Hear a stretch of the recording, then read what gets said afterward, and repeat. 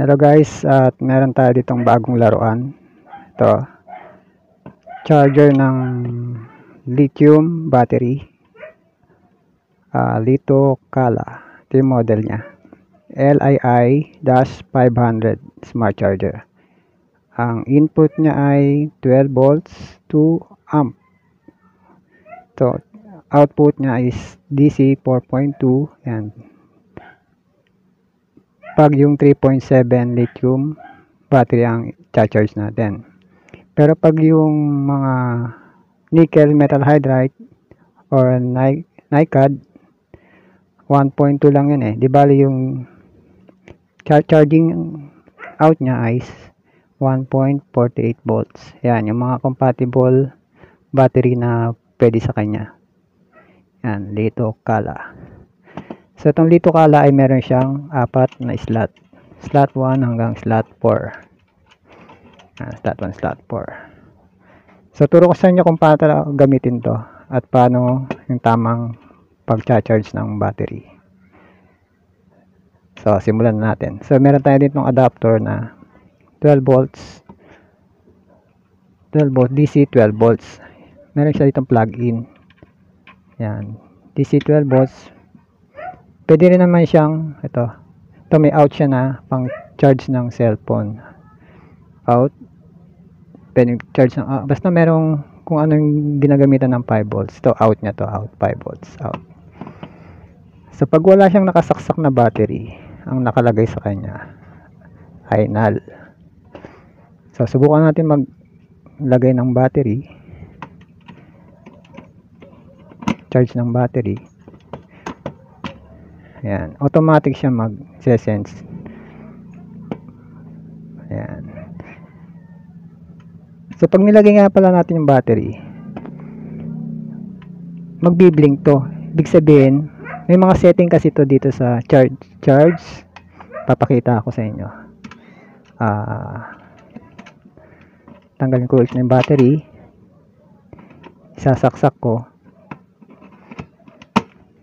Yan. 8 seconds hanggat di mo binabago tong mode. May mode kasi ito 1, 2, 3, 8 seconds. Hihinto na to kung saan mo gustong yung setting, doon siya hihinto. Ayan, setting niya. So paliwanag ko isa-isa kung paano to gamitin, anong purpose nito. Etong charge, i-charge niya lang yung battery. Ayan, charge niya ng battery. So hindi natin malalaman kung yung max na pwedeng, yung milliamp, yung maximum capacity ng battery.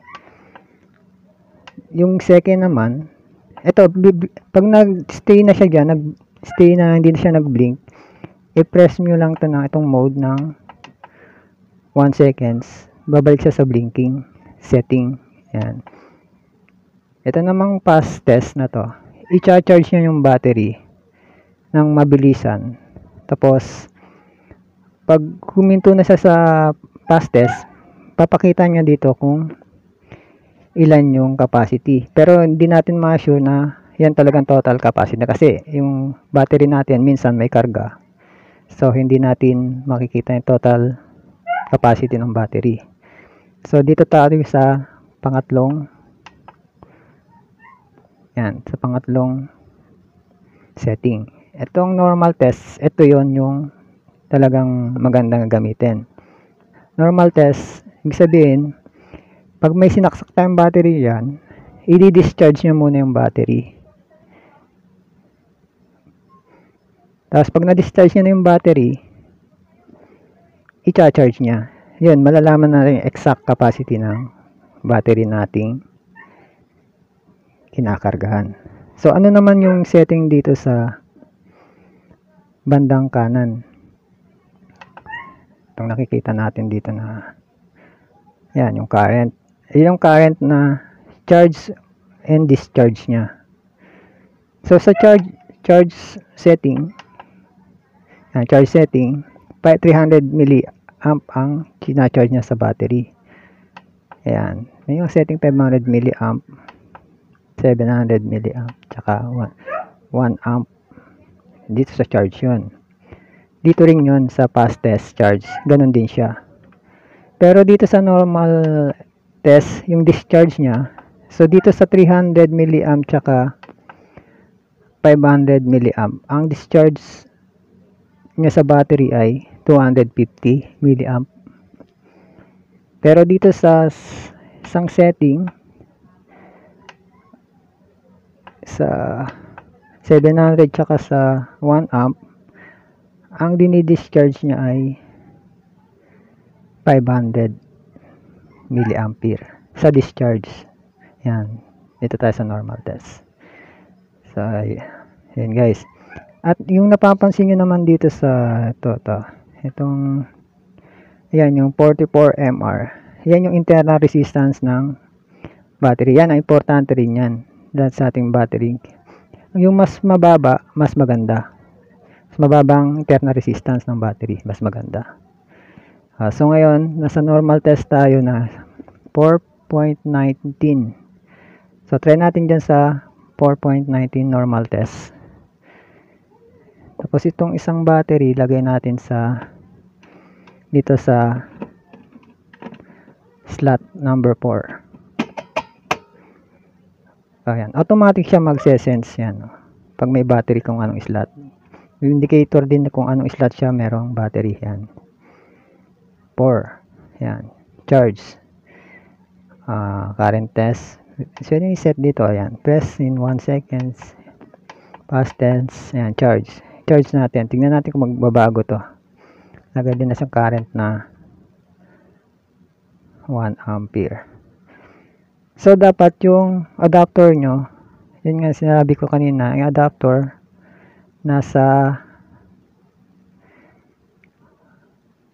yung input niya is 12 volts, 2 amp or higher, para makarga niya ng maayos yung ating battery. So, tingnan natin. 3.42 charge.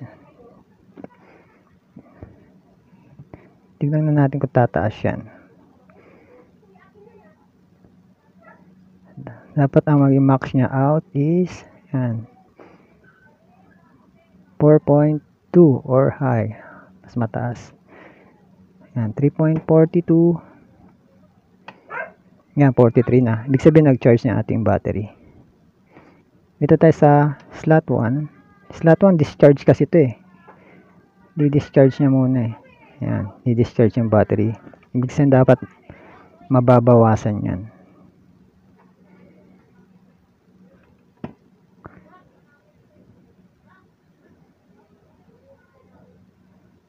Yan, tingnan natin kung slot number 4.